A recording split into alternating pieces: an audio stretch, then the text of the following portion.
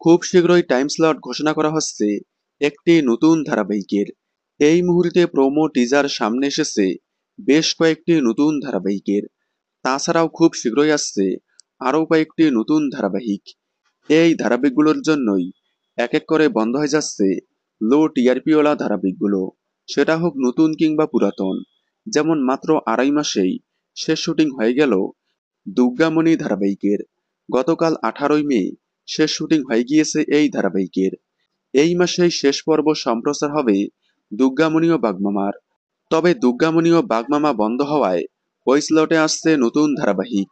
বেশ কয়েকদিন আগেই অ্যাক্রোপলিসের নতুন ধারাবাহিক কুসুমের প্রোমো সামনে এসেছে।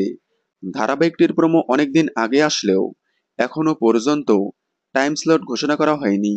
তবে এবার হয়তো দুর্গামণিকে রিপ্লেস করেই ওই স্লটেই আসবে কুসুম। অনুরাগের ছোঁয়াকে হারাতে এবার কুসুমকে দেওয়া হচ্ছে অনুরাগের ছোঁয়ার বিপরীতে।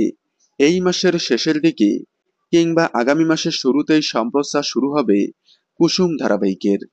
তাহলে রাত 9:30 স্লটেই আসতে পারে নতুন ধারাবাহিক কুসুম। কুসুম দেখার জন্য আপনারা কতটা এক্সাইটেড কমেন্টে জানাবেন। বাংলা বিনোদনের এই ধরনের সকল আপডেট সবার আগে পেতে চ্যানেলটি সাবস্ক্রাইব করে পাশে থাকা বেল আইকনটি বাজিয়ে দিন। ধন্যবাদ।